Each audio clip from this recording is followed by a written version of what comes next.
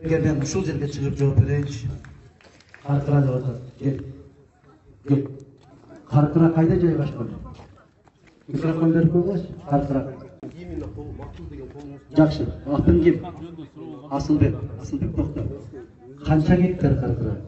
Гектарын билбейм, бирок именно сиз ошо спикер болуп турганыңызда кол койдуңуз. Жерде Кыргыз конституциясы боюнча чек ким өзгөртөт? Чек жогорку кеңеш. Ассаламу алейкум. Siz makul bolmazsan, siz makul söz 2001 жылы 10 декабрда Кыргыз-Казак чекарасына кол койсо, Мадумаров ким эле 2001 жылы? 2001 жылы нерсени билбейм. Ошо кол койгон эркин эмес микрофон. Жок алдыңда.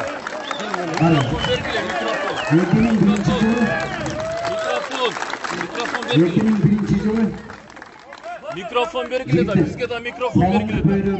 Мен да алганды билем. Мен алганда жаман болосуң. Жаман болбойм мен, эч кандай. Эмнеге жаман болот дейм мен? Айтып айтпаңыз. Мен элдин баарын жок болбойм. Чатырага чыккан. Чакырды мен келип отурдум. Хорошо, жооп берди да. Жооп берди да. 2001 жылы Бара сиз сюжет турган кишини. 2001 жылы.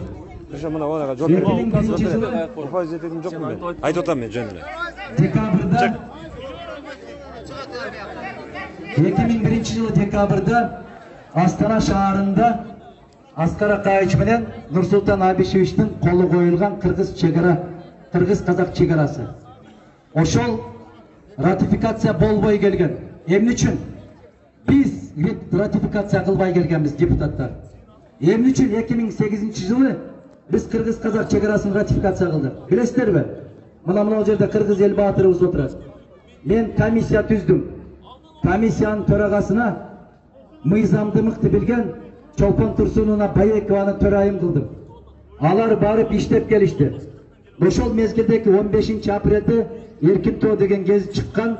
Ошол гезитке 150 Ысык көлдүн ардагер аксакалдары рахмат ыраазычылык катын жиберген бизге. Абдан туура чечилди. Ушундай чечкениңиздерге рахмат деп. Эмне үчүн? Бизде баштагы Акаев менен Назарбаевдин кол койгон чечими боюнча 4 пансионат Каркыра жайлоосунун бөлүнүшү адилетсиз болуп калгандыгы үчүн биз кайрадан аны келишимди кайрадан оңдодук. Биз түздөдүк. Бул жигиттер өмүрүндө басып барган эмес, көргөн да эмес ал кагазды. Кече Чубак ажы айткандай, билгениң да, билбегениң да аралашпа ал ишке деп Чубак ажы чыркыраган ошол. Себеп ал киши ар бир нерсени кылдат окуп, так билмейинче эч качан жооп берчү эмес. Эми бул жигиттерге чыгып атканы, эгер ушунчалык буйсоң, андан бери 12 жыл өттү, Бишкекке мага келбейсиңби, кирбейсиңби, агай ушундай болдубу деп сурабайсыңбы? Жок, эч качан сурабайт булар.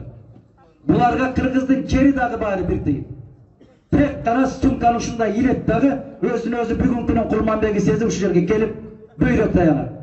Маданиятсыз, сабатсыз, кара күчкө ишенбегин. Кара күчтүн кирээр жери ким экенин көрүп атасың.